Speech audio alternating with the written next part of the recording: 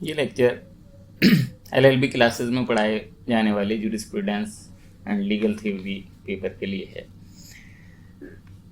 इसका उद्देश्य सिलेबस की जानकारी देने के साथ साथ एक शॉर्ट में इसको कि में जो कंसेप्ट वगैरह हैं उन्हें समझाने का प्रयास है, लेकिन इसे रिवीजन पर्पस के लिए या इसके सिलेबस को समझने के लिए प्रयोग किया जा सकता है। पूरी स्टडी के लिए आपको टेक्स्ट बुक और बाकी मटेरियल से स्टडी करनी पड़ेगी। में सबसे पहली बात होती है किसी भी सब्जेक्ट को समझने के लिए कि जूरिस्प्रूडेंस है क्या। जूरिस्प्रूडेंस अर्थात यानी विधि शास्त्र का मतलब क्या है। ये बिल्कुल समाजशास्त्रों की तरह जो दूसरे सामाजिक शास्त्र हैं उनकी तरह अलग अलग परिभाषाएं दी गई हैं। जैसे रोमन परिभाषा में कहा गया विधि शास्त्र जूरिस्प्रूडेंसिया शब्द से बना है, जिसका अर्थ है विधि का ज्ञान। जूरिस्प्रूडेंसिया का से बना है और इसका मतलब है विधि का ज्ञान यानी कानून का ज्ञान। ऑक्सफोर्ड डिक्शनरी में कहा गया है कि विधि के क्रमबद्ध व व्यवस्थित ज्ञान मानवीय विधि का विज्ञान है। ये अल्पियन ने कहा विधि शास्त्र सही और गलत का विज्ञान, देवी और व मानवीय बातों का ज्ञान है। सिसरो ने दार्शनिक रूप से इसे प्रस्तुत किया। गिरे ने जो है कहा कि जो क्रमबद्ध नियम जिसका न्यायालय के द्वारा पालन किया जाता है वो विधि शास्त्र है। विधि शास्त्र इस तरीके से अलग अलग लोगों ने विधि शास्त्र की अलग अलग परिभाषाएं दी हैं, अलग अलग विज्ञान। भारतीय जो विचारक हैं उन्होंने डॉक्टर ध्यानी का विचार है कि विधि शास्त्र समाज को एक कानूनी रूप से संयंत्रित करने का एक तरीका है। सेठना कहते हैं कि विधि शास्त्र मूलभूत विधिक सिद्धांतों का अध्ययन है। सिन्हा ने कहा विधि शास्त्र व्यक्ति और समाज के उन संबंधों से संबंधित है जो कानून के द्वारा संयंत्रित है। सर्वोच्च न्यायालय का कहना है कि प्रत्येक देश में सामाजिक संदर्भ में ही विधि का अध्ययन उचित होता है।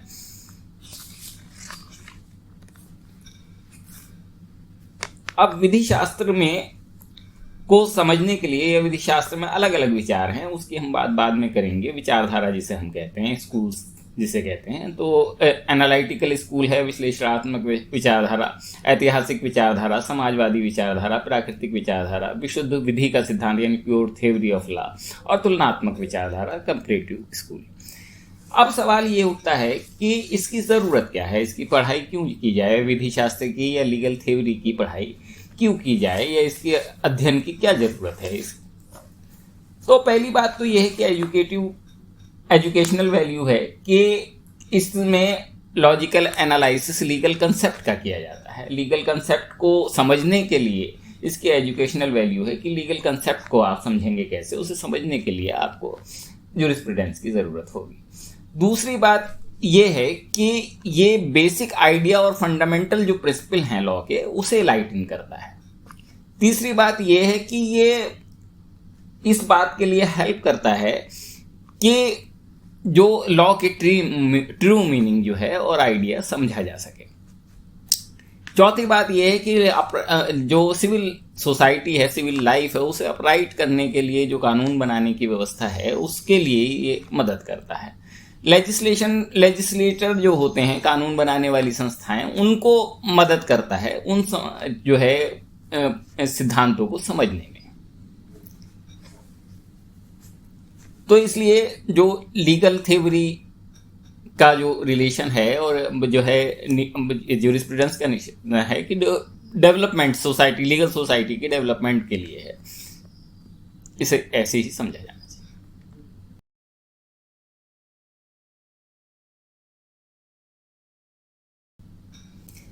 अब हम एडमिनिस्ट्रेशन ऑफ जस्टिस की बात करते हैं, न्याय प्रशासन की। अब न्याय प्रशासन की व्यवस्था है वो जिसे हम एडमिनिस्ट्रेटिव ऑफ जस्टिस कहते हैं, तो वो जनरली 3 प्रकार का होता है। ठीक है, एक दीवानी न्याय, सिविल मैटर जिसे हम कहते हैं सिविल न्याय, सिविल जस्टिस। दूसरा आपराधिक न्याय, क्रिमिनल जस्टिस। और तीसरा प्राकृतिक न्याय, नेचुरल जस्टिस। जैसा कि दीवानी न्याय से मतलब है तो उसमें जो गलती होती है वो सिविल गलती होती है, सिविल रॉन्ग, जो आपराधिक गलतियां दो तरह की होती हैं, एक सिविल रॉन्ग, एक आपराधिक गलती क्रिमिनल रॉन्ग। जो सिविल रॉन्ग होती है तो दीवानी न्याय का वो अंग मानी जाती है, और उसके लिए सिविल न्याय व्यवस्था में उसके कंपनसेशन वगैरह के लिए मुकदमे किए जाते हैं, जिसमें संविदा अधिनियम के अंतर्गत मुकदमे होते हैं, जो है अनुच्छेद 32 और 226 के अंतर्गत रिटें होती हैं, हिंदू विवाह अधिनियम, मुस्लिम विवाह भंग अधिनियम, जो है साझेदारी अधिनियम, इन कानूनों के अंतर्गत उपभोक्ता अधिनियम हो गए, सिविल जो है मामले देखे जाते हैं। दीवानी के लिए सीपीसी होती है हमारी, दीवानी प्रक्रिया संहिता। ठीक। दूसरा आपराधिक न्याय होता है। आपराधिक न्याय में क्रिमिनल जस्टिस यानी क्रिमिनल गलती के लिए तो उसकी में सजा देने का प्रावधान होता है। तो इसमें जैसे भारतीय दंड संहिता इसके अंतर्गत आता है, भारतीय साक्ष्य अधिनियम इसके अंतर्गत आता है, जिसे एविडेंस एक्ट कहते हैं, भारतीय दंड संहिता मतलब आईपीसी, तो और बाकी प्रक्रिया सीआरपीसी दंड प्रक्रिया संहिता। तो इस तरह से उसमें जो है आपराधिक न्याय होता है। आपराधिक न्याय में खास तौर से जो है कार्य कैसे किया गया है ये देखना पड़ता है, और आपराधिक मन स्थिति यानी मेंसरिया देखना पड़ता है कि यानी इंटेंशन है उसकी या नहीं है अपराध करने की। बहुत सारे मामलों में इंटेंशन ना होने पे भी अपराध होता है, ये ज़रूरी नहीं है कि सब मामलों में, लेकिन ज़्यादातर मामलों में इंटेंशन को देखा जाता है और उसके हिसाब से अपराध की गंभीरता को देखा जाता है। जो तीसरा प्राकृतिक न्याय है, प्राकृतिक न्याय में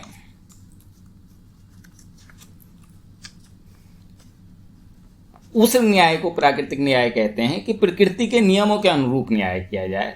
तो उसमें कोर्ट ने बहुत सारे न्याय को जो है चीज़ों को प्राकृतिक न्याय माना है, और उसमें ये कहा कि प्राकृतिक न्याय का हर मामले में पालन किया ही जाना चाहिए जहाँ तक अपवादित ना हो। उसमें बस ये ज़रूर किया गया है कि कुछ कानूनों में इसे ये कह दिया गया है कि भाई इसमें प्राकृतिक न्याय का अगर पालन नहीं होगा तो भी चलेगा, मतलब उसे बाध्य नहीं किया जाएगा।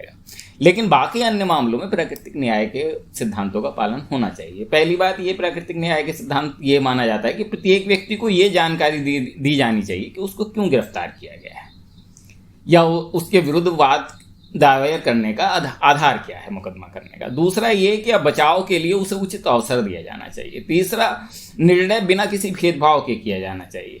चौथा, निर्णय विधि के प्रावधानों के अनुसार किया जाना चाहिए, कानून के प्रावधानों के अनुसार किया जाना चाहिए। पांचवा एक खास बात यह कि अपने न्यायालय में अपने मामले में स्वयं जज नहीं हो सकता है कोई व्यक्ति, यानी कहीं से भी रिलेटेड है वो, अगर उससे किसी रिश्तेदार का मामला है तो वो जज नहीं रहेगा, वो उसे किसी अन्य जज को उसे ट्रांसफर करना पड़ेगा। न्याय करते समय विवेक शक्ति का दुरुपयोग नहीं किया जाना चाहिए, कि जो विवेक शक्ति है उसका दुरुपयोग नहीं होना चाहिए, वो मनमानी तरीके से नहीं होना चाहिए।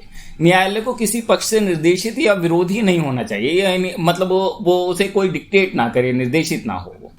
न्यायालय को सद्भावना से काम लेना चाहिए। किसी भी कार्यवाही का कारण प्रभावित होने वाले व्यक्ति को बताया जाना चाहिए कि अगर उसके खिलाफ कोई ऑर्डर किया गया है तो उसका कारण भी बताया जाना चाहिए कि भाई क्यों ऑर्डर किया गया है। अपना प्रतिनिधित्व करने का अवसर प्रतिवादी या अभियुक्त को दिया जाना चाहिए, यानी अपना रिप्रेजेंटेशन उसे किया जाना चाहिए कि भाई पैरवी करने के लिए उसे वकील उपलब्ध कराया जाना चाहिए या कोई व्यक्ति उपलब्ध कराया जाना चाहिए। निर्णय देने के कारणों का उल्लेख निर्णय में ही होना चाहिए। अभियुक्त को सुनवाई का मौका, महत्वपूर्ण गवाही को उसके सामने लेने का अवसर प्रदान किया जाना चाहिए। वह किसी को भी बिना सुने सजा नहीं देनी चाहिए। अनुचित प्रक्रिया का अपनाया जाना प्राकृतिक नियमों के विपरीत है। अनुचित प्रक्रिया नहीं होनी चाहिए, जो प्रोसीजर है वो अनुचित नहीं होना चाहिए, एक प्रोसीजर लीगल प्रोसीजर होना चाहिए और न्याय सम्मत होना चाहिए। सिर्फ न्याय ही नहीं किया जाना चाहिए, खास तौर से बात यह है, सिर्फ न्याय ही नहीं किया जाना चाहिए बल्कि न्याय होते हुए दिखना भी चाहिए। ये बहुत इंपॉर्टेंट माना जाता है कि न्याय होना ही नहीं चाहिए, होते हुए दिखना भी चाहिए। इसका मतलब ये है कि न्याय खाली हो सकता है कागजों पे हो, लेकिन होते हुए नहीं दिखेगा अगर कोई रिश्तेदार उसका बैठा होगा। यानी वो जो है न्याय होता हुआ तब भी नहीं दिखेगा कि एक मामले में एक व्यक्ति वकील है और बाद में वो जज बन जाता है, वो मामला उसके सामने जाता है तो जो है भले ही वो न्याय करे लेकिन न्याय होता हुआ नहीं दिखेगा, इसलिए वो उसे जज रहने का उस मामले में अधिकार नहीं है। किंतु जहां सही आर्डर पास किया गया है, दूसरे पक्ष को इसकी सूचना नहीं दी गई, तब प्राकृतिक न्यायों का उल्लंघन नहीं माना जाता है कि ऑर्डर सही है अगर पक्ष को सूचना नहीं दी। मतलब इसका मतलब ये है कि ऑर्डर की कॉपी बाई चांस सूचना ना देना या कॉपी ना देना ना दे पाना, तो इसका नियमों का उल्लंघन नहीं पाया जाता। उसकी कॉपी दे दी जाएगी उसे बाद में और उसे पालन किया जाए। अपने मामले में स्वयं जज नहीं होना चाहिए। इसमें से सरकारी कर्तव्य भी शामिल है। अगर सरकारी कर्तव्य में भी किया, अधिकारी के पास मामले को तय करने की शक्ति या अधिकार होना चाहिए। जो मामला तय कर रहा है शक्ति। प्रार्थी के पास विधिक अधिकार होना चाहिए कि अगर प्रार्थी के पास अधिकार नहीं है तो सिद्धांत का उल्लंघन नहीं माना जाएगा। मतलब ऐसा नहीं है कि कहीं से कोई अधिकार नहीं है और खाली वो प्राकृतिक न्याय के आधार पे मुकदमा लड़ने पहुंच जाए। उसे अधिकार होना चाहिए, फिर प्राकृतिक न्याय उसकी मदद करेगा। जो मामला तय करने वाली संस्था है उसका अधिकारी या न्यायालय या समान न्यायालय की श्रेणी में होना चाहिए। तो इसमें इन मामलों में जो है उसे सुनवाई का अवसर देना पड़ेगा और प्राकृतिक न्याय का पालन करना पड़ेगा। तो ये हुई हमारी न्याय की बात। अब सजा के सिद्धांतों की बात करते हैं।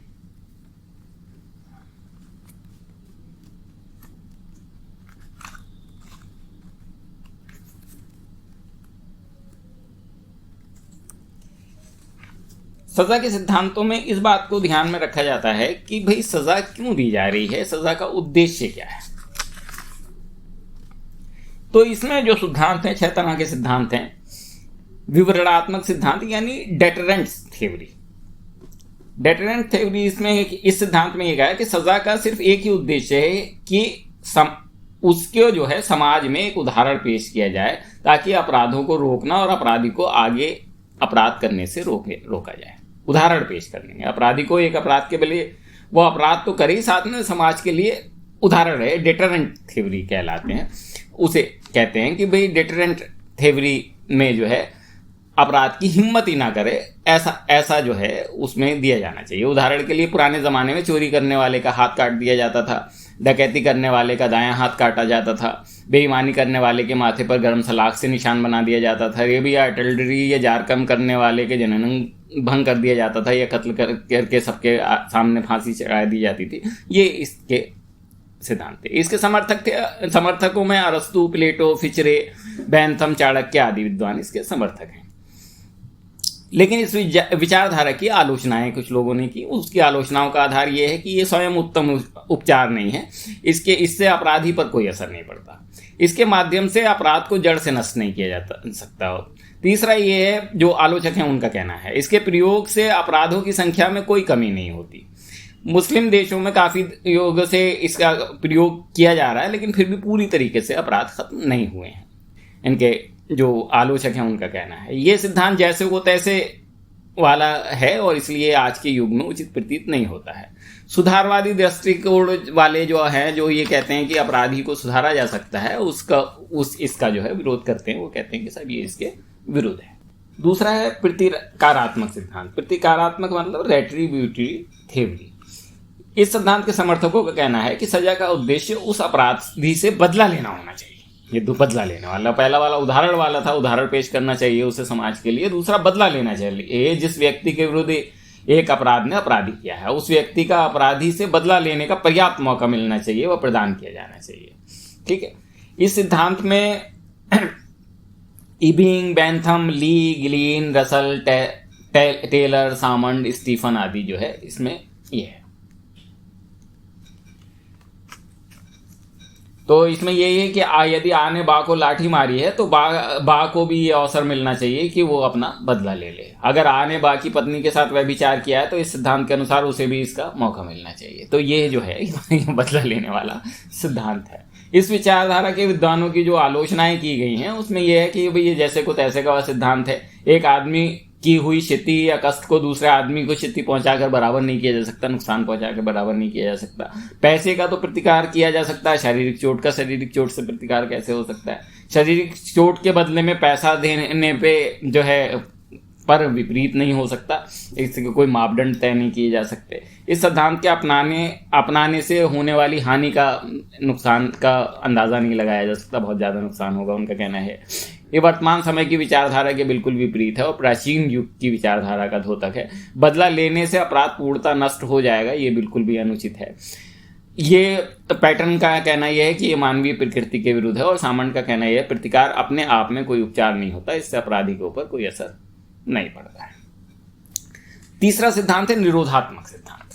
निरोधात्मक तो का मतलब ये प्रिवेंटिव थ्योरी, कि इसे अपराध को रोकने का, इसका उद्देश्य अपराध को रोकना है, ना उदाहरण पेश करना है खाली, ना जो है बदला लेना है, बल्कि रोकना है। अपराध को अपराध करने से रोकने के लिए क्या करना चाहिए, उसके लिए जो है यह, इसमें सामंत कांड जो है इसके समर्थक हैं और इसमें ये कहा गया है कि उस सजा की वजह से भविष्य में अपराध ना करे, इस तरह की व्यवस्था होना चाहिए।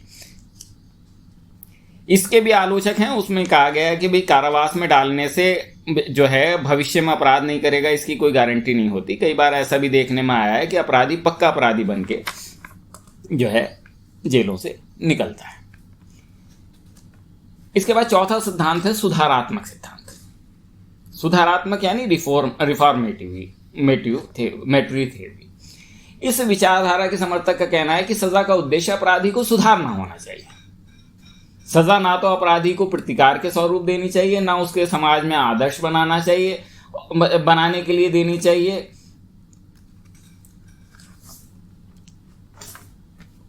तो इसके लिए इस सिद्धांत को मानते हुए प्रोबेशन पे भेजा जाता है, पैरोल पे भेजा जाता है, बच्चों को सजा नहीं दी जाती है, कम एज वालों को। ये सारी चीजें इसमें इस सिद्धांत को मानते हुए की जाती है, क्योंकि हम मान के चलते हैं कि सुधारात्मक सिद्धांत है, सुधार होना चाहिए। ये विचारधारा छोटे अपराधों में लागू हो सकती है, बड़े अपराधों में नहीं, इनके आलोचकों का कहना है। इसमें जो आदतन अपराधियों को नहीं सुधारा जा सकता, कि आदतन अपराधियों को छूट दे दोगे और तुम तो ये सोचते रहोगे कि भाई सुधारात्मक सुधार हो जाएगा इसका, उसे तो छूट मिल गई, वो मजे से आ गया और फिर अपराध करने लगा। ये प्राकृतिक न्याय के विरुद्ध है कि गलती करने वाले को सजा ना दी जाए, कि भाई सजा ही नहीं मिली उसे, तो सजा एक दया मात्र रह जाती है।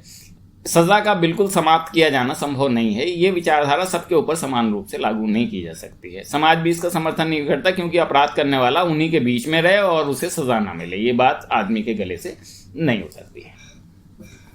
पांचवा सिद्धांत है प्रायश्चित सिद्धांत, यानी एक्सपायरेटरी थ्योरी। इसमें क्या है, इस सिद्धांत के अनुसार प्रायश्चित करना अपराध की सबसे बड़ी सजा है। हिंदू विधि में इस प्रकार की विचारधारा के अनेक दृष्टांत मिलते हैं कि अपराध करना पाप है, किंतु यदि अपराधी अपने पाप का प्रायश्चित कर लेता है तो उसके अपराध का दंड मिल गया और भगवान भी उसे माफ कर देता है। ईसाई धर्म भी इसी तरीके की मानता है।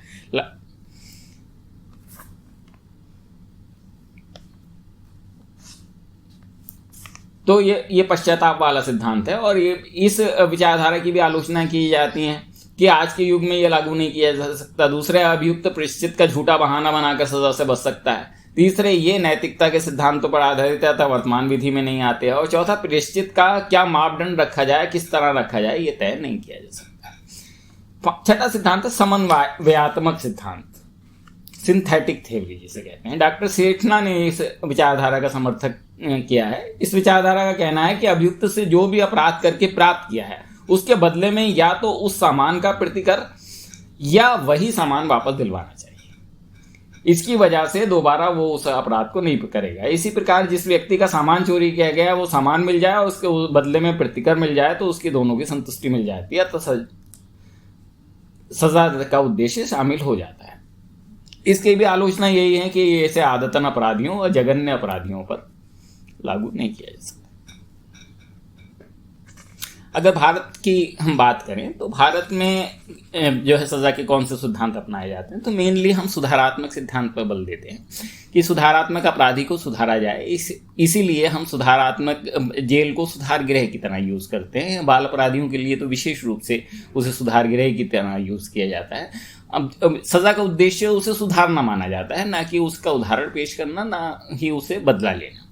लेकिन साथ साथ हम जहाँ पे आदतन अपराधी लगता है और रेयरेस्ट और रेयर केस होता है कि उसे सुधरने की कोई गुंजाइश नहीं है, तो हम मृत्युदंड को भी जो है सजा देते हैं हमारे न्यायालय। तो इसका मतलब ये है कि हम जो पहले वाले सिद्धांत हैं उनको भी कुछ हद तक अपना लेते हैं। तीसरा, जहां तक कंपनसेशन की बात है, जैसे चेक कोई गलत देता है, डिसऑनर हो जाता है, तो उसके लिए भी प्रतिकारात्मक उसे जो है कंपनसेशन देने की व्यवस्था की गई है। इसी तरीके से बाकी अब अपराधों के मामले में भी कंपनसेशन की व्यवस्था होती है आपराधिक मामलों में। तो ऐसे मामलों में हम कंपनसेशन का सिद्धांत जो है वो भी अपनाते हैं। इसलिए हमारी जो व्यवस्था है इन सिद्धांतों में से कई सिद्धांतों की मिली जुली व्यवस्था है।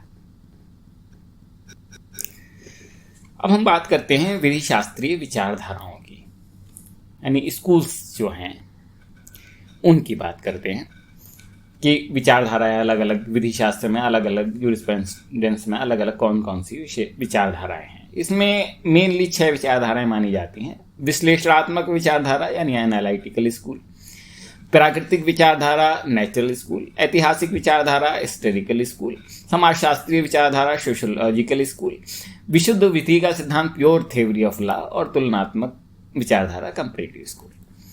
तो ये अलग अलग विचारधाराएं हैं जिसके हिसाब से जो है जो जूरिस्ट हैं, विधि शास्त्री हैं, उन्होंने कानून को समझा और अपनी परिभाषाएं भी उसी आधार पर दी।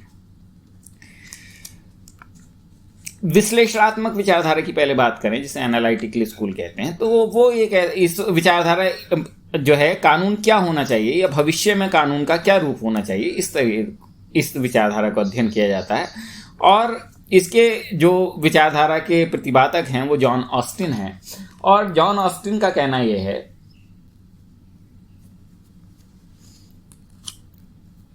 कि जो कानून है वो निश्चित बुद्धिमान राजनीतिक उच्च आदमी ने कम बुद्धिमान व अपने छोटे लोगों के मार्गदर्शन के लिए बनाया है। उनका कानून का अर्थ ये है ऑस्टिन का। तो उस आधार पे ही वो ये कहते हैं कि साहब आज्ञा या समादेश जो है वो जो है कानून है, और जो शक्तिशाली आदमी है, जो कम अधिक बुद्धिमान है, वो जो है उसने जो है निचले वाले लोगों के लिए या कम बुद्धिमान लोगों के लिए वह कानून बनाया है। और कानून जो है उचित तौर पर विधि कहे जाने वाले जो कानून है, आज्ञा जो है, कानून के प्रकार जो है वो ये हैं कि जो विधि कहा जा सकता है और अनुचित तौर पे विधि कहा जा सकता है। उचित तौर पे विधि कहने वाले कानून जिसमें बाध्यता की शक्ति होती है, और अनुचित तौर पे विधि कहने वाले कानून जिसके पीछे बाध्यता की शक्ति नहीं होती है। तो ये जो है एनालिटिकल स्कूल के लिए है। उसमें अलग अलग चीज़ों पे उन्होंने विचार दिए अपने, और उनका कहना यह है कि जो कानून है वो है जो अधिक बुद्धिमान व्यक्ति है उसकी कम बुद्धिमान व्यक्तियों के लिए पे आज्ञा जो है वो कानून के अंतर्गत आती है। दूसरा सिद्धांत है प्राकृतिक विधि विचारधारा, जिसे हमने नेचुरल स्कूल कहते हैं। जिसे इसके जो समर्थक हैं ह्यूगो ग्रोशियस, सेंट ऑगस्टाइन, थॉमस और एक्विनाश हैं।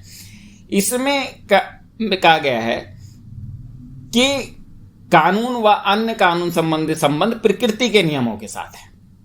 इसीलिए प्राकृतिक विचारधारा इसका नाम है कि प्रकृति के नियमों के जो है उसका संबंध है। और उनमें कहा प्रकृति के नियम सभी जगह समान है व समान रूप से लागू हैं, इसलिए कानून भी सब में समान रूप से लागू होना चाहिए। इनका कहना यह है प्रकृति के नियम सभी जगह समान है व समान रूप से लागू होते हैं, तो कानून में समानता का तत्व होना चाहिए।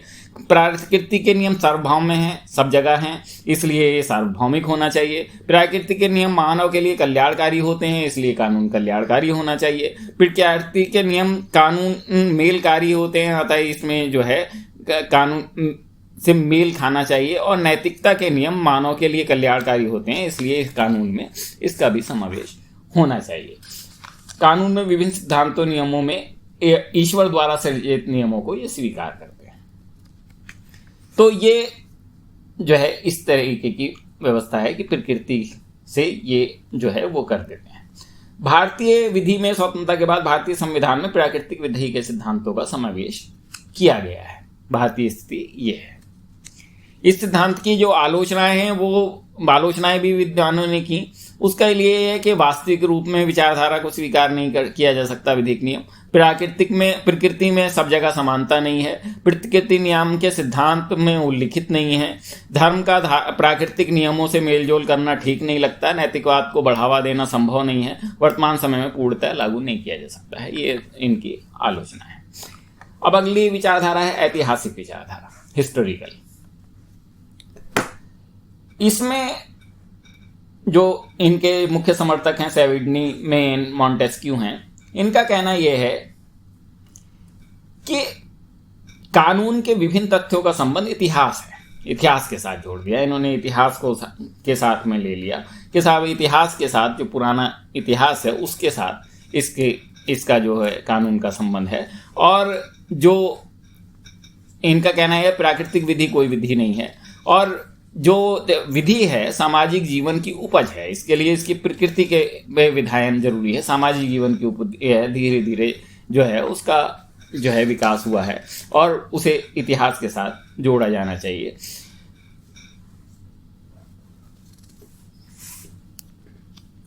इसकी भी आलोचना की लोगों ने, उन्होंने कहा कि विकास की दशाएं बिल्कुल ठीक नहीं मानी जा सकती, इससे विकास नहीं होगा है, और जो ये जो है आज के समय में प्रैक्टिकल नहीं हो सकता। अब समाजशास्त्रीय विचारधारा है सोशियोलॉजिकल स्कूल।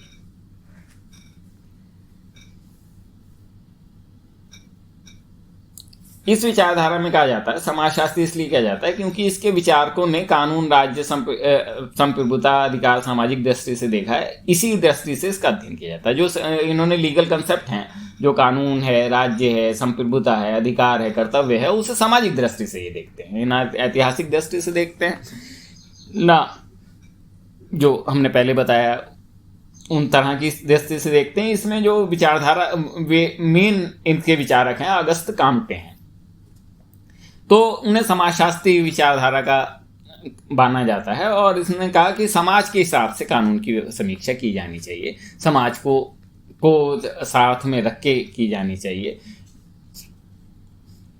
जो कानून का हित है वो सामाजिक हित के हिसाब से होना चाहिए, और कानून की मान्यता और सार्थकता का पैमाना जो है उसी को माना जाना चाहिए। भारतीय विधि में स्थिति ये है कि जो है सामाजिक उन्नति व भलाई नहीं था इसका 1947 से पहले उद्देश्य, लेकिन बाद में 1947 के बाद जो है उसका उद्देश्य सामाजिक उन्नति माना गया। तो सामाजिक उन्नति वाले जितने भी कानून, जिसे हम सोशल वेलफेयर लेजिस्लेशन कहते हैं, वो जो है उसको ये सिद्धांत मान्यता देता है कि समाज को ध्यान में रखते हुए बनाया जाना चाहिए।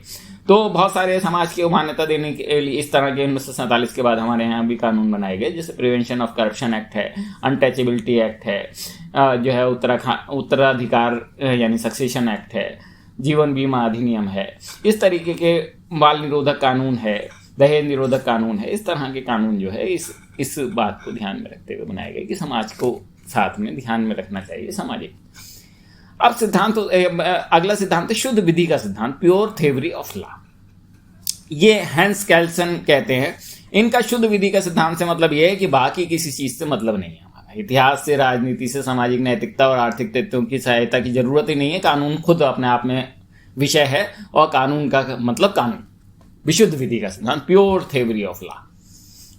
उनके अनुसार कानून का नॉर्म्स का विज्ञान है, किंतु विज्ञान के नाम व कानून के नाम में काफी अंतर है और दोनों समान नहीं है। विज्ञान के नाम में क्या है से संबंधित होता है, जबकि कानून में वस्तु या तथ्य होना चाहिए से संबंधित होता है। साधारण शब्दों में कानून में क्या होना चाहिए की स्थिति से संबंधित है। कानून कभी भी उनको परिभाषित करने की कोशिश नहीं करता जो होते हैं, बल्कि कुछ नियम बना देता है कि जो हुआ है या हो चुका है किससे मतलब नहीं होता कि ये स्थिति ये होना चाहिए।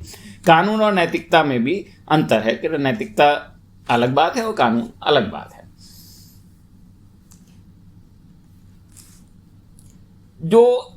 ये जो मेनली इसके जो विचारक हैं वो कैल्सन हैं।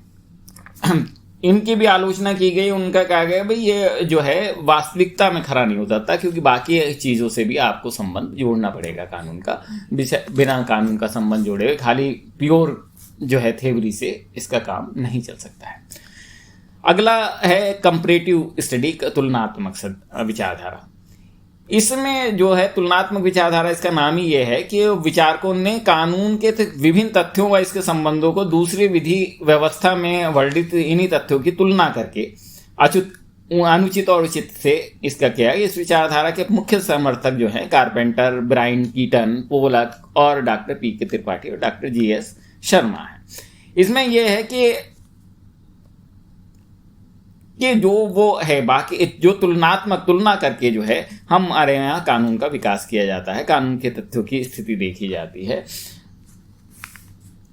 भारत में भी इसे अपनाने का प्रयास जारी है। भारत में विभिन्न धर्म हैं, उसमें धार्मिक रीतियां हैं। तुलनात्मक अध्ययन करके सर्वमान्य व सर्व भारत में लागू की जाने वाली संहिता के निर्माण पर जोर दिया जाता है कि हाँ जो है जो सब पे लागू हो सके, इसकी कॉमन चीज़ें जो है वो ले लें और उसको तुलना करके ले लें। तो ये जो है तुलनात्मक सिद्धांत।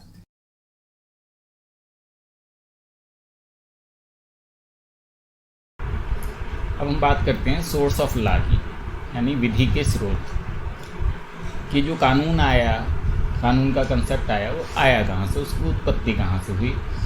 स्रोत का शब्द ये होता है, अर्थ ये होता है कि उत्पत्ति स्थान, यानी उसे जो है वो कैसे उत्पत्ति हुई, कहाँ से आया, इसको हम स्रोत के रूप में देखते हैं कि विधि के स्रोत। अब विधि के मेनली 8 स्रोत माने जाते हैं। सबसे पहला रीति रिवाज है, कस्टम। रीति रिवाज क्या होते हैं? सामंत कहता है उन सिद्धांतों का सूचक है जो रीति रिवाज हैं या प्रथाएं कहते हैं, जो जनहित के लिए स्वीकृत कर लिए गए हैं और राष्ट्रीय चेतना के द्योतक हैं। हॉलैंड कह रहा है रीति एक मान्य व उचित व्यवहार प्रणाली है जो पहले से चली आ रही है, उसको हम प्रणाली जो मान्य है उसको मेनली उसे कहते हैं। हिंदू विधि में रीति रिवाज पे ही आधारित है। हिंदू विधि की जो रीति रिवाज चल रहे हैं उसके आधार पे ही जो है वो जो है विधि है पूरी, जो है उसके आधार पे उसी को बाद में कोडिफिकेशन कर दिया। अब सवाल ये है कि कौन से रीति रिवाज जो है स्रोत माने जा सकते हैं, यानी मान्य रीति रिवाज के आवश्यक तत्व क्या होंगे। सबसे पहली बात प्राचीनता, एंटिक्विटी, वो प्राचीन होनी चाहिए। कोई नया सा कोई व्यवहार शुरू किया गया तो उसे हम नहीं मान लेंगे। दूसरा निरंतरता, निरंतरता यानी कंटिन्यूटी यानी लगातार उसे जो है यूज़ किया जाना चाहिए, लगातार प्रयोग में रहनी चाहिए, उसके लिए निरंतर होना चाहिए। ऐसा नहीं है कि कुछ सालों चली फिर बंद हो गई, फिर कुछ सालों चली फिर बंद हो गई, नहीं, ये लगातार जब से शुरू हुई वो लगातार चलती है। तीसरा शांतिपूर्वक उपभोग हो, यानी पीसफुल्ली इंजॉयमेंट। इसका मतलब ये है कि वो प्रथा चल रही है उसका विरोध नहीं होना चाहिए, कि वो शांतिपूर्वक उसका उपभोग किया जाता है। चौथी बात ये बाध्य शक्ति होनी चाहिए, ऑब्लिगेटरी फोर्स। इसके लिए ये है कि ये प्रथा तभी मान्य मानी जाएगी जिससे परिवार, समाज, समुदाय, जिला या राज्य को बांधने की शक्ति हो, पालन करवाने की शक्ति हो। अगर पालन करवाने की शक्ति नहीं होगी तो उसका कोई महत्व नहीं है। पांचवें ये है निश्चितता, सर्टेनिटी का मतलब ये है कि वो निश्चित होनी चाहिए, उसमें अनिश्चितता नहीं होनी चाहिए कि भाई ये ऐसे कर लो, ये ऐसे कर लो, ये ऐसे कर लो, ये निश्चित होनी चाहिए कि एक है। छठी बात न्याय संगत होनी चाहिए, रीजनेबल होनी चाहिए। और सातवां ये है कि अनैतिक ना हो, इमोरल ना हो। अगर कोई प्रथा इमोरल है तो उसे जो है प्रथा या कस्टम या कानून के रूप में मान्यता नहीं दी जा सकती है। जैसे अपनी लड़की से विवाह करने की प्रथा, उसे कोर्ट ने कहा कि नहीं, ये जो है कानून वो जो है इमोरल है, इसलिए भले ही प्रथा हो लेकिन इसे कानून के रूप में मान्यता नहीं दी जा सकती। वैश्यावृत्ति के लिए लड़की को गोद लेने की प्रथा, पत्नी के द्वारा स्वेच्छा से अपने पति को छोड़कर पुनः शादी की प्रथा, पति के जीवन काल में दूसरी शादी की प्रथा, पैसा देकर विवाह भंग करने की प्रथा, गोद लिए हुए लड़के के बदले में पैसा देने की प्रथा, न्यास की संपत्ति को बेचने की प्रथा, नाचने के लिए गोद लेने की प्रथा, परिवार में वैश्यावृत्ति के व्यवसाय को चलाने की प्रथा, अविवाहित वैश्या के द्वारा गोद लेने की प्रथा, पुनः शादी के लिए पैसा देने की प्रथा, विधवा का अपने आभूषण व पैसे को पत्नी की मृत्यु के उपरांत खो देने की व ना ले सकने की प्रथा। तो ये जो है सब माना कोर्ट ने कि ये प्रथाएं जो है इमोरल हैं, इसलिए इसे विधि के स्रोत के रूप में मान्यता नहीं मिल सकती। आठवां ये लोक नीति के विरुद्ध नहीं होना चाहिए, नॉट अगेंस्ट पब्लिक पॉलिसी। लोक नीति जो राज्य की नीति है उसके अगेंस्ट उसे नहीं होना चाहिए। और नवा यह है राज्य विधि के विरुद्ध ना हो, यानी जो है कोई भी प्रथा तब भी नहीं मानी जाएगी कानून के रूप में जब तक वो स्टैच्यूटरी लॉ जो राज्य ने कानून बना रखा है उसके अगेंस्ट है। यानी कानून बड़ा होगा, प्रथा जो है उसके सामने जो है मान्यता नहीं रहेगी, मतलब प्रथा ओवरराइड नहीं करेगी। इसी प्रकार जो है हिंदू रीति रिवाज के संबंध में विभिन्न कानून बनाए गए, जैसे शारदा अधिनियम जो बाल विवाह का निषेध करता है, हिंदू विवाह अधिनियम, तो जातीय योग्यता निवारण अधिनियम, ये प्रथाओं के विरुद्ध हैं एक तरीके से, और जो है लेकिन कानून है इसलिए प्रथा ना लागू होकर ये कानून लागू नहीं है। विशेष विवाह अधिनियम, आर्य विवाह मान्यता अधिनियम, हिंदू स्त्री पृथक संपत्ति व भरण पोषण अधिनियम, हिंदू सीखने व प्राप्त करने के से संबंधित अधिनियम 1930, हिंदू उत्तराधिकार योग्यता निवारक अधिनियम, हिंदू स्त्री संपत्ति अधिकार अधिनियम, हिंदू विवाह अधिनियम, हिंदू उत्तराधिकार अधिनियम, इस तरह के बहुत सारे अधिनियम इस श्रेणी में आते हैं। 10वां ये संगति, कंसिस्टेंसी। एक मान्य रीति रिवाज के लिए ये भी आवश्यक है कि यदि एक से अधिक रीति रिवाज उस विषय पर हो तो संगति हो, मतलब एक दूसरे से कंसिस्टेंट होने चाहिए, कि ऐसा नहीं कि एक प्रथा दूसरी बात कह रही है, दूसरी प्रथा दूसरी बात कह रही है, तो वो ऐसी स्थिति में वो लागू नहीं होगी। अधिकार रूप में प्रयुक्त होना चाहिए, एक्सरसाइज्ड एज ए राइट, तो एज ए राइट के रूप में उसे लागू होना चाहिए, तो तभी जो है वो प्रथा जो है वैलिड प्रथा मानी जाएगी। ये तो कस्टम की बात हुई।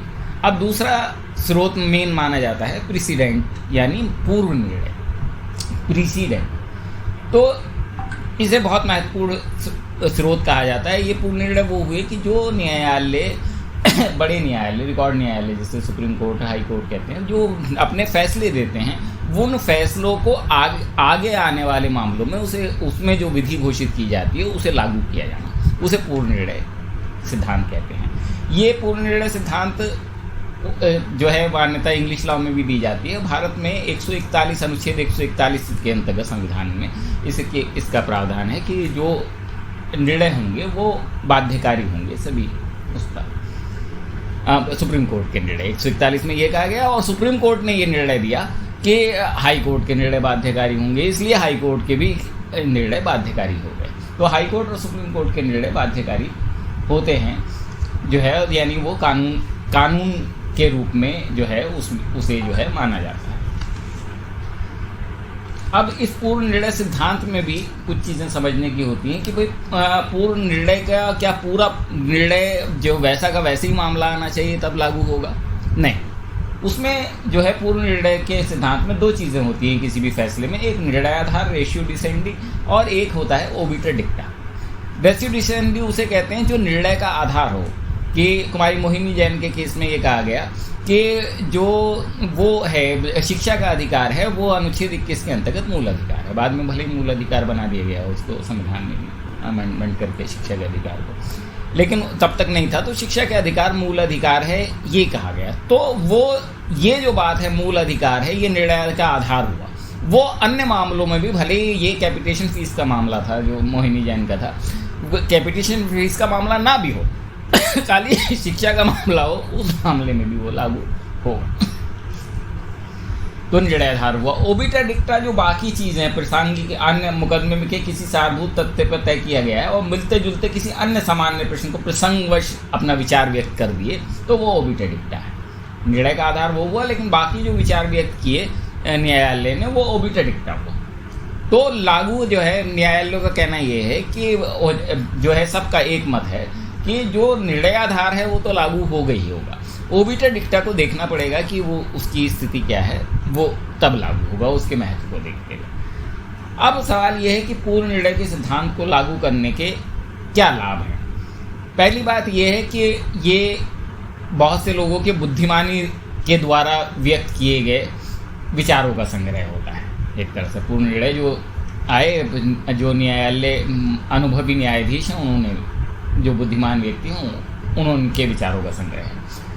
दूसरा, ऊपर के न्यायालयों की राय को आदर प्रदान करता है कि जो उच्च न्यायालय है निचले वाले हम उसे माने। और तीसरा, रीति रिवाजों की भी झलक प्रदान करता है कि भाई रीति रिवाज भी उसी में निर्णय के सिद्धांत में आ गए तो उसे जो है उस रीति रिवाज को एक तरह से मान्यता मिल गई। चौथा ये है कि इसका पालन करने में सुविधा होती है कि भाई जहाँ पर हमें मतलब निकालना है किसी कानून का तो वो मतलब निकला हमें मिल जाता है। पूर्ण निर्णय के सिद्धांत से कानून में अनिश्चितता समाप्त हो जाती है, निश्चितता आती है। नहीं तो क्या होगा, एक का मतलब एक बार एक तरह से निकाल लिया और दूसरी बार में दूसरी तरीके से उसी का मतलब निकाल लिया। अब जब हमें निर्णय मिल जाता है तो निर्णय में हमें पता चल गया कि इसका मतलब ये निकलेगा, क्योंकि वो निश्चितता है।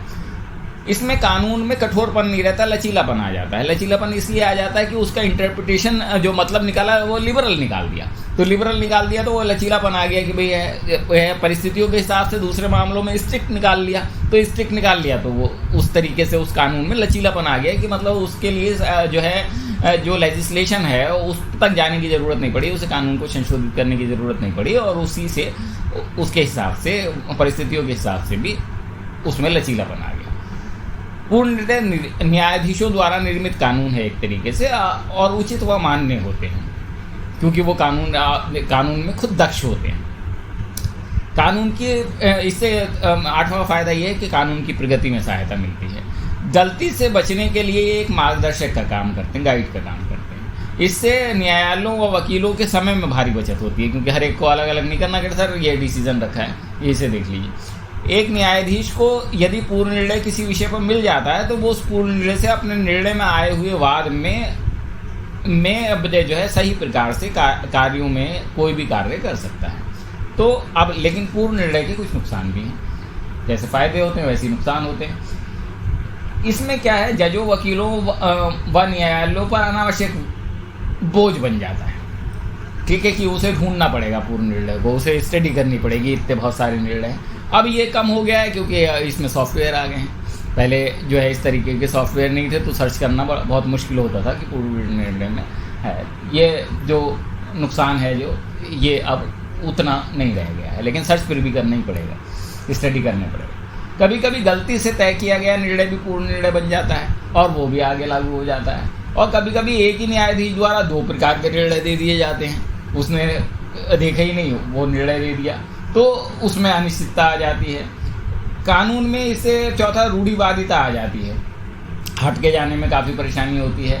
बहुलता की वजह से कानून का उचित विकास नहीं हो पाता, बहुत सारे निर्णय एक ही बात में हो गए। कई बार व्यवस्थापिका द्वारा बनाए गए कानून व न्यायाधीशों द्वारा प्रतिपादित सिद्धांतों में मतभेद उत्पन्न हो जाता है कि भाई न्यायपालिका ने कानून कुछ बनाया और उसने और से निकाल के कुछ और कर दिया, तो जो है दोनों में मतभेद उत्पन्न हो जाता है। निर्णय विधि की वैधता व उचितता का भी उचित मापदंड नहीं है।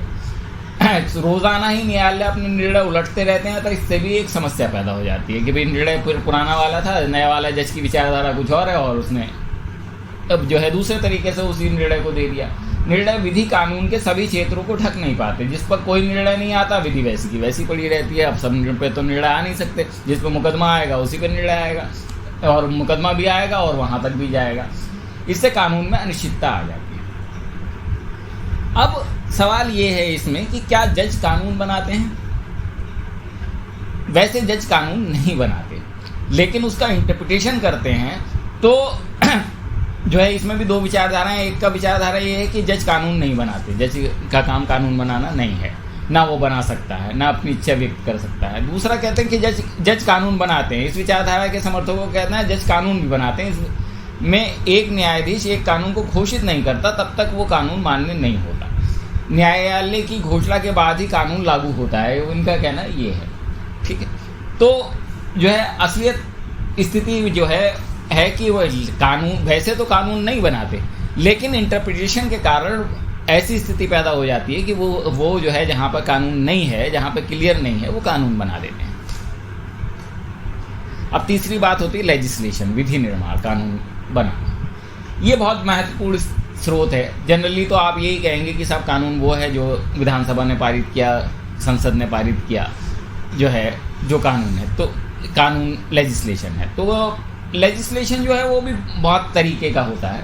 कई कानून जो बनते हैं वो कई तरीके के बनते हैं। कैसे कि पहला जो ये है, जो कानून है उपनिवेश में निवेशों में विधि निर्माण। यदि किसी राज्य के अधिकार क्षेत्र में कोई उपनिवेश हो तो वो उस राज्य के शासन उस पर लागू होगा। कि जैसे भारत उपनिवेश था इंग्लैंड का, तो जो इंग्लैंड का कानून था वही हमारे यहाँ लागू होता था या वहाँ से बनता था।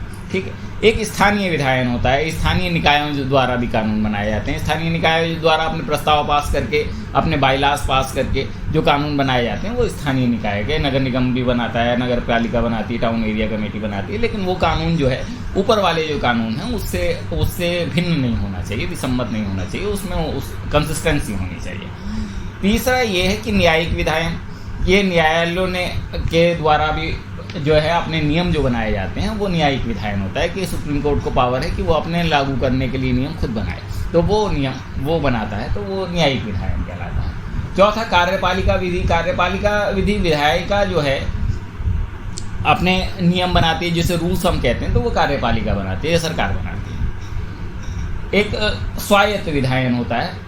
स्वायत्त विधायन ये कि लोकल बॉडीज जो हैं उन्हें जो स्थानीय वो हैं बॉडीज़ हैं, पदाधिकारी हैं, उन्हें शक्ति दे दी जाती है। जैसे विश्वविद्यालय अपने कानून बना लेते हैं अपने रूल्स अपने काम के लिए, कॉलेज बनाते हैं, स्कूल बनाते हैं, तो वो जो है अपनी सोसाइटी के अंतर्गत जो बनाते हैं तो वो स्वायत्त विधायन कहलाता है।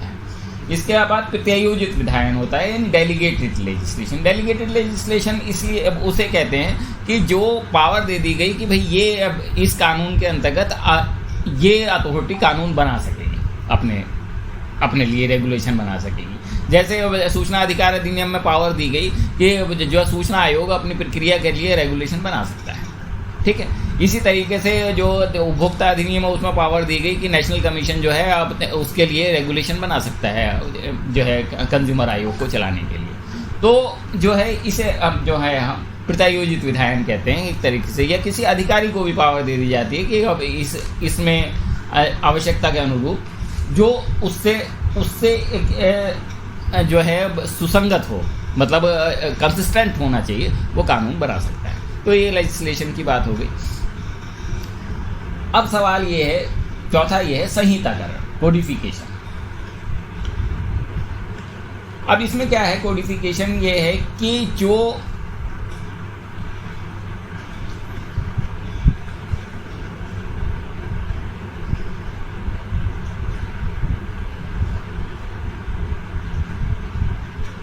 कोडिफिकेशन कहते हैं कानून के संग्रह को, कानून को इकट्ठा करने को। भाई कानून आपने अलग अलग बना दिए लेकिन उसका संग्रह नहीं किया, तो उसका संग्रह जब नहीं हुआ तो वो कोडिफाइड नहीं माना जाएगा, तो इसे संहिताकरण की कहते हैं, कोडिफिकेशन कहते हैं। तो कोडिफिकेशन को भी एक स्रोत मान लिया गया है। जैसे आईपीसी में कोडिफिकेशन करके कोड है, ये भी अब बहुत सारे आपराधिक कानूनों को एक साथ संलग्न कर दिया। तो इसी तरीके से जो कोडिफाई किया जाता है तो उसे जो है कोडिफिकेशन कहते हैं। पर्सनल लॉज को भी कोडिफाइड किया गया कि पर्सनल लॉज अलग अलग थे, उसे कोडिफाई कर लिया गया। चौथा ये होता है, स्रोत है न्यायिक तरीके, जुडिशियल मेथड। न्यायिक तरीके से अभिप्राय ये है कि न्याय करने वाले अंगों द्वारा न्याय करने के लिए अपनाए गए तरीके, न्यायिक करने वाले अंगों द्वारा, कोर्ट द्वारा जो अपनाए करे तरीके होते हैं उसे न्यायिक तरीके कहते हैं, यानी जो है जुडिशियल मेथड कहते हैं, वो भी एक स्रोत मान लिया गया है। पांचवा यह न्यायिक लेख, जुडिस राइटिंग। जो विधि शास्त्री होते हैं, कानून के जो है स्पेशलिस्ट होते हैं, योग्य होते हैं, उनकी जो पुस्तकें हैं उनमें भी बहुत सारी विधि दी हुई होती है, तो उसे भी एक स्रोत मान लिया जाता है, जिसमें ग्लेनविल है, ब्लैकटॉन है, ब्लैकस्टोन है, विल्सन है, ओपेनहाइम है, इस तरह के है। ऐसी हिंदू विधि में मनु, याज्ञवल्क्य के, नारद, वशिष्ठ में जो है गौड़, मुल्ला आदि, इन्होंने जो अपनी किताबें लिखी हैं तो उसे भी न्यायालय मान्यता देते हैं और उसे विधि के तौर पे मान लिया जाता है।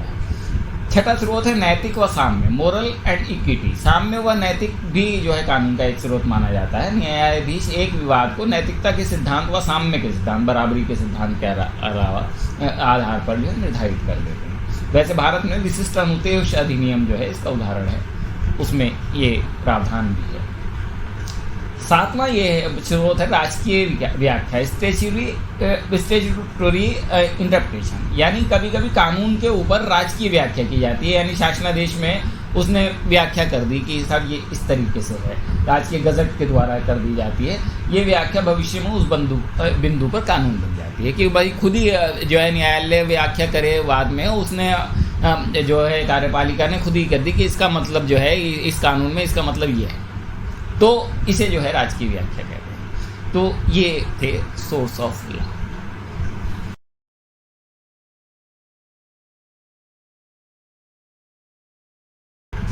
अब हम बात करते हैं राइट एंड ड्यूटीज की, अधिकार और दायित्व।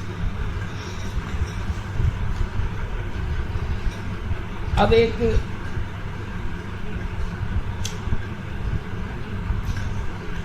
कि राइट जो है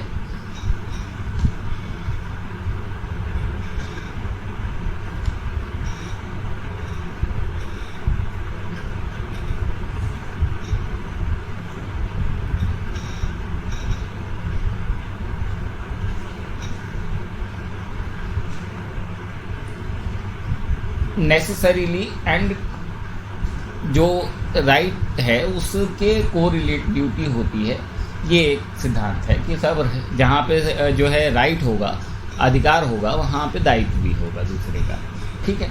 और ये मेनली आस्टिन का व्यू है कि सब अधिकार होगा तो कर्तव्य होगा ही होगा, दूसरे व्यक्ति का जो अधिकार होगा उससे संबंधित कर्तव्य होगा। लेकिन इसका भी क्रिटिसिज्म है और उसका मैं कहना यह है कि भाई अधिकार के साथ साथ बहुत सारे ऐसे अधिकार होते हैं जिसके साथ साथ कर्तव्य नहीं होता है। तो सवाल ये है, इसमें मेन क्वेश्चन ये रहता है कि क्या अधिकार और कर्तव्य एक दूसरे से जुड़े हुए हैं, संबद्ध हैं?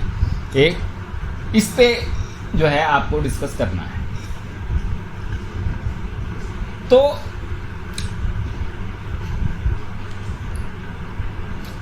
जो आस्टिन है, आस्टिन का कहना यह है कि अधिकार कर्तव्य जुड़े हुए होते हैं, जबकि सामन का कहना है कि जो है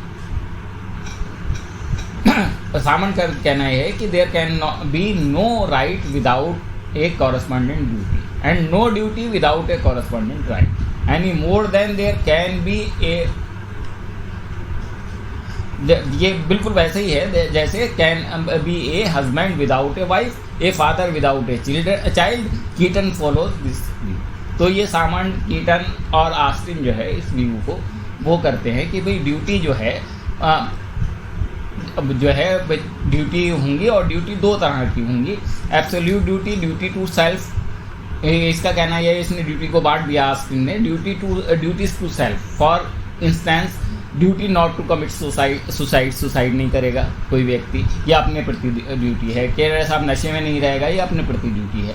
दूसरी तरह की ड्यूटी टू जो है अनडिटर्मिनेट पर्सन और to public. For instance duty not to commit जो है न्यूसेंस नहीं करेगा, ये पब्लिक के लिए ड्यूटी है। ड्यूटी टू द सॉवरेन और स्टेट के लिए ड्यूटी है कि भाई ड्यूटी जो स्टेट कानून बनाता है उसमें ड्यूटी रखता है। Duty to one not a human being जो है, अब इसमें ये भी है कि सब ड्यूटी जो है गॉड के लिए या एनिमल के लिए जो ड्यूटी है वो एब्सोल्यूट ड्यूटी हो गई। तो अब आस्टिन का जो ये था उसमें क्रिटिसिज्म किया गया, उसमें कहा गया कि भाई जो सोसाइटी जो duty not to commit suicide है वो क्रिमिनल लॉ का पार्ट है, ठीक है। इसलिए ये ड्यूटीज अलग से नहीं हो सकती। Duties toward God are not a legal duty नहीं है जो है ईश्वर के प्रति जो ड्यूटी है, ठीक है। Duties owed to state correspondent to right, ये बात ठीक है कि जो है स्टेट से कॉरस्पॉन्डेंट राइट होता है। तो बहुत सारी ड्यूटी हैं जिसमें जो है वो ड्यूटी जो है वो उससे रिलेटेड नहीं होती है।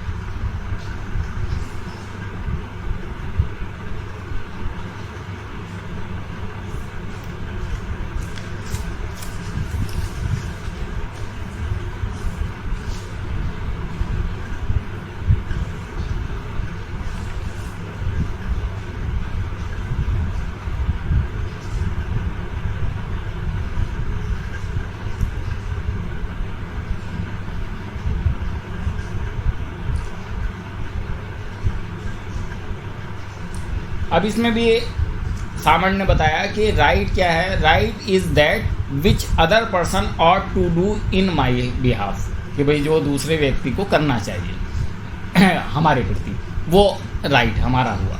Liberty is that which I may do without the interference of law, कि भाई जो मैं, लिबर्टी उसे कहते हैं जो मैं कर सकता हूँ और उस पर कोई रोक नहीं है, लिबर्टी है।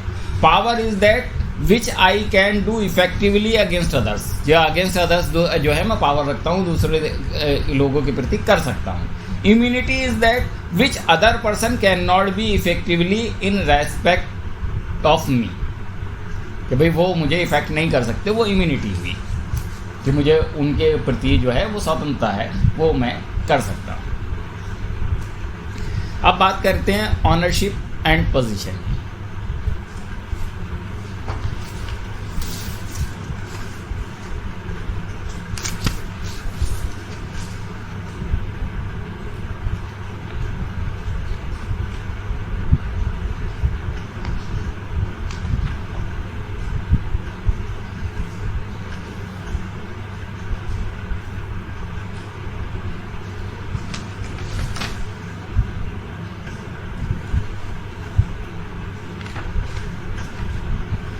ऑनरशिप का मतलब ये होता है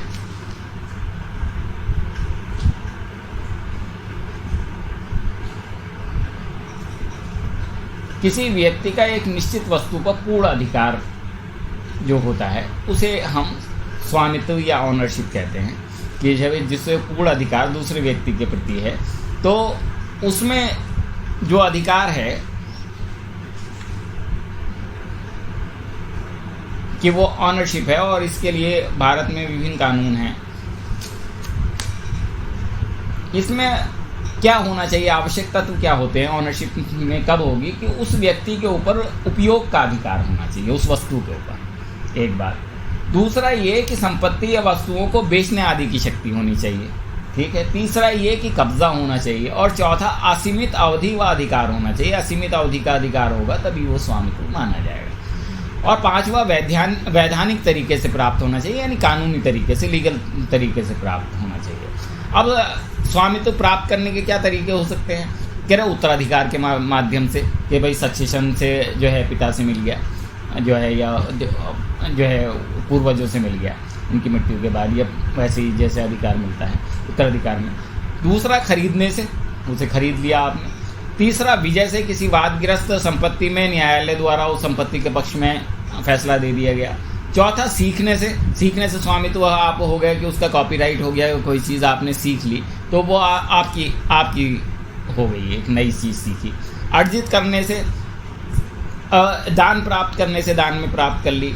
उपयोग व उपभोग से, जैसे सुखाधिकार के अंतर्गत ईजमेंट कहलाता है कि लंबे टाइम तक आप एक वस्तु को एक अधिकार का उपयोग कर रहे हैं तो वो आपका हो गया। जैसे अचल संपत्ति में अगर 12 साल तक शांतिपूर्ण कब्जा है किसी संपत्ति पे आपका, तो वो सुखाधिकार कहलाता है, ईजमेंट कहलाता है, तो वो भी आपको संपत्ति मालिक हो गया।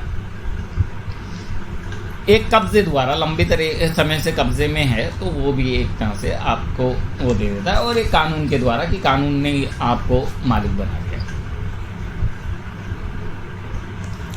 अब इसके प्रकार होते हैं, जैसे मूर्त स्वामित्व, कारपोरल जो है मूर्त स्वामित्व, जैसे सामान, ज़मीन, मकान, दुकान, जो ऐसी कारपोरल चीज़ें होती हैं, भौतिक चीज़ें होती हैं, उनको मूर्त स्वामित्व कहते हैं। दूसरा इन कारपोरल, ये इसमें सुखाधिकार हो गया, कॉपीराइट हो गया, ट्रेडमार्क हो गया, व्यापार की गुडविल हो गई, तो ये जो है आपकी वो हो गई, मानहानि के मामले में इज्जत आदि हो गई, ये सब जो है अमूर्त स्वामित्व।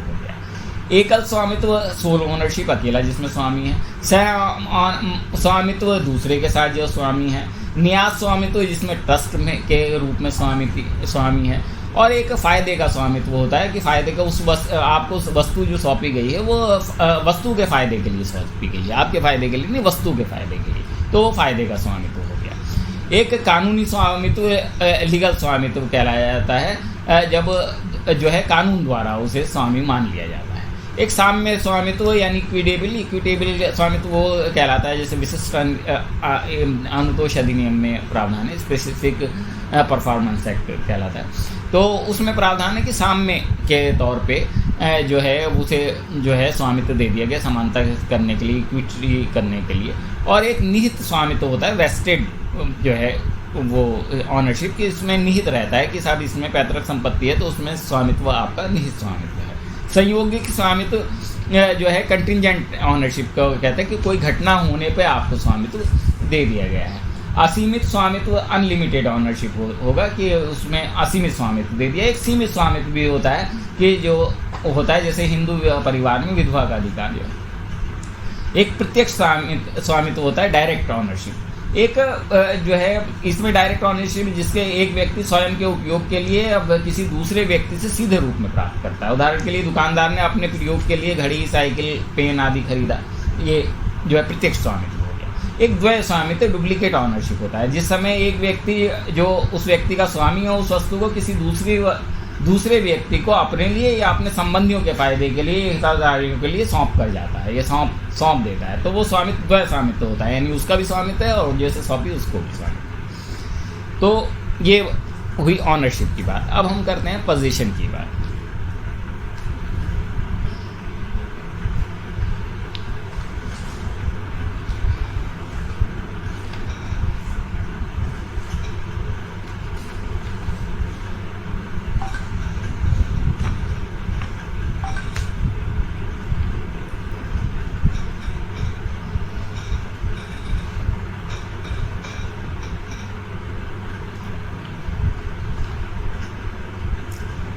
कब्जा जो है एक अपने आप में बड़ा टेढ़ा सा टर्म माना जाता है और इसे विधि शास्त्रियों को भी इसकी परिभाषित करने में बड़ी दिक्कतें आई, अलग अलग तरीके से वो किया।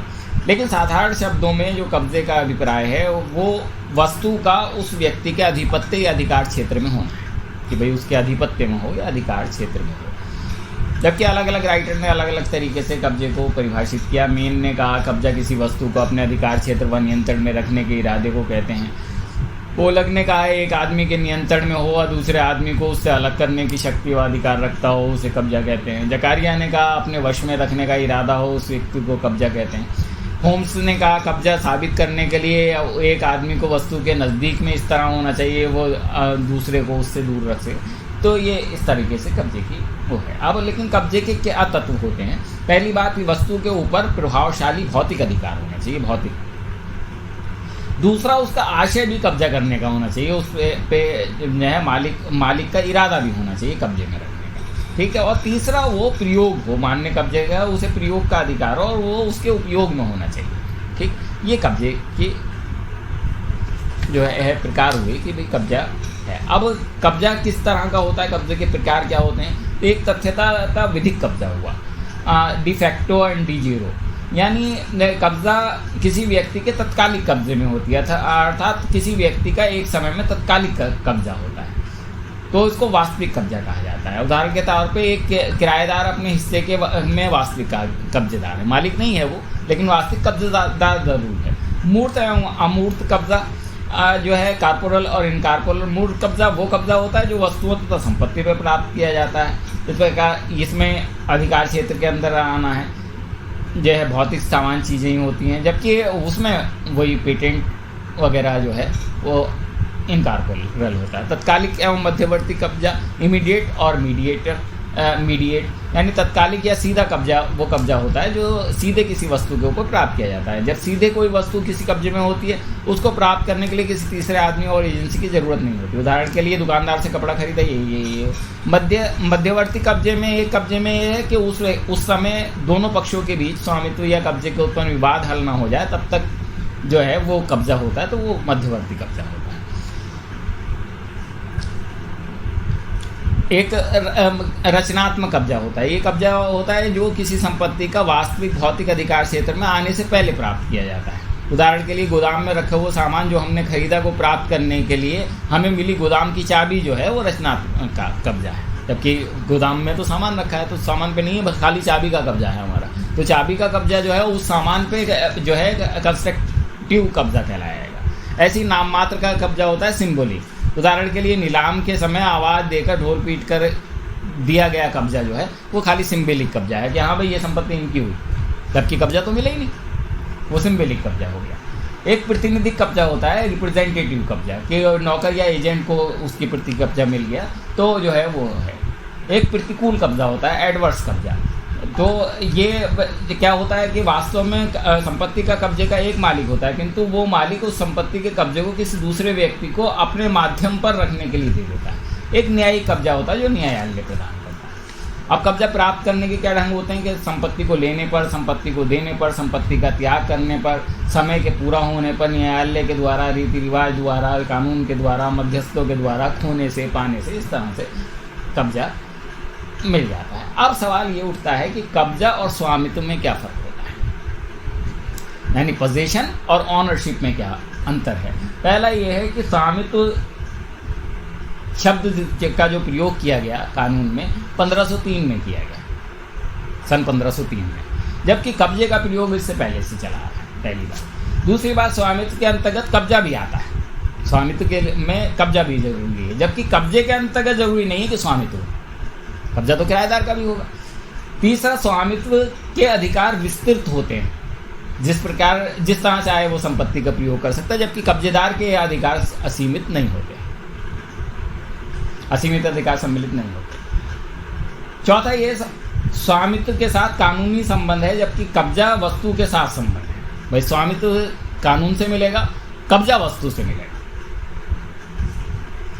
इसी प्रकार स्वामित्व में कानूनी हित अंतर्निहित रहता है, जबकि कब्जे में कस्टडी रहती है, खाली कस्टडी रहती है। कब्जा व स्वामित्व के बीच में सीधा झगड़ा उत्पन्न होने की स्थिति में कब्जे को स्वामित्व के सामने झुकना पड़ेगा। स्वामित्व ज़्यादा बड़ी चीज़ है, कब्जा का छोटी चीज़ है, तो अगर विवाद उत्पन्न होगा तो वो स्वामित्व ज़्यादा बड़ा माना जाएगा। कब्जा वस्तु की तत्कालिक स्थिति से संबंधित होता है, जबकि स्वामित्व हमेशा के लिए होता है। भाई कब्जा तो तत्कालिक है, तुरंत बाद, उस समय जो है। ईहरिंग कहता है कि कब्जा स्वामित्व की वास्तविक तथा भौतिक अनुभूति है, कि भाई कब्जे में स्वामित्व की वास्तविक या भौतिक अनुभूति है, कि भाई स्वामित्व के लिए कब्जा होना जरूरी है, ये इनका कहना है। स्वामित्व बिना स्वामी की सहमति के कभी भी खोई नहीं जा सकता, जबकि कब्जा किसी घटना होने पे भी खो सकता है, कि भाई दूसरे ने कब्जा कर लिया उसकी अनुमति के बगैर ही। स्वामित्व किसी व्यक्ति को पूर्ण स्वायत्व बनाता है, टाइटल पूरा टाइटल है, जबकि कब्जे में प्रत्येक प्रकार के हित नहीं आ सकते। स्वामित्व को प्राप्त करने के बहुत से तरीके, जबकि प्राप्त करने का तरीका जो है वह है कि उसे भौतिक अधिकार में रख दिया जाए। स्वामित्व ज़्यादा विस्तृत है, जबकि कब्जा सीमित है। अब बात करते हैं हम लायबिलिटी की।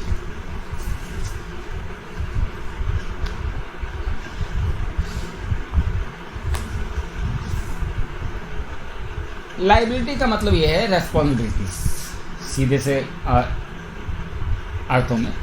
Liability is the plight condition और the state of the person who has acted forborne or omitted contrary to law.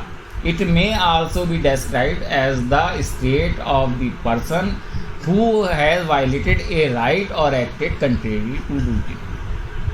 ठीक है, लायबिलिटी ये है कि सब आपको अपनी ड्यूटी करनी है साधारण शब्दों में, और दूसरे के को राइट जो उसके हैं उसे उसके अधिकार देने हैं। तो वो जो है उसका जो वो लायबिलिटी है, रेस्पॉन्सिबिलिटी है, उसे लायबिलिटी हम कहते हैं। अब लायबिलिटी के बहुत सारे प्रकार होते हैं, जैसे सिविल लायबिलिटी।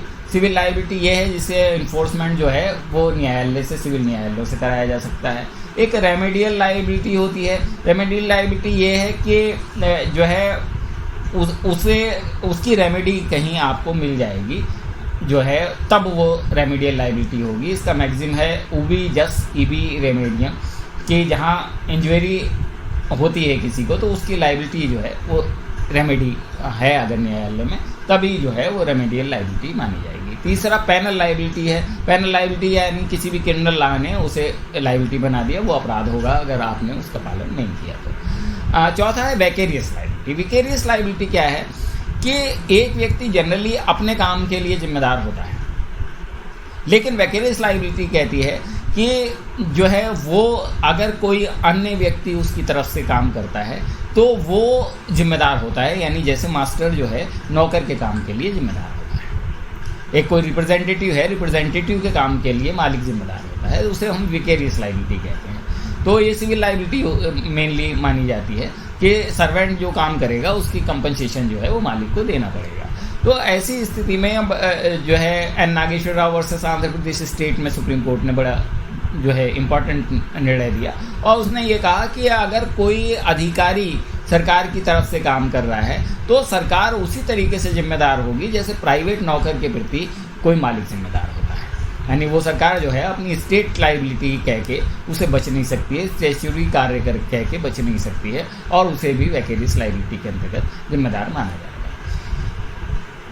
पांचवी लाइबिलिटी होती है स्ट्रिक्ट लाइबिलिटी। स्ट्रिक्ट लाइबिलिटी ये है कि जनरली जो काम करते हैं उसके जो है जो परिणाम होंगे उसके लिए जिम्मेदार होते हैं, लेकिन इसमें लाइन जो है हमने पढ़ा था रेलेंस एंड फ्लैचर का मुकदमा जो था, उसी हिसाब से जो टॉर्ट्स में आपने पढ़ा था कि स्ट्रिक्ट लाइबिलिटी है कि भाई जो हो सकता है आपके काम करने से उसके लिए भी आप जिम्मेदार हैं, तो उसे हम जो है स्ट्रिक्ट लाइबिलिटी कहते हैं।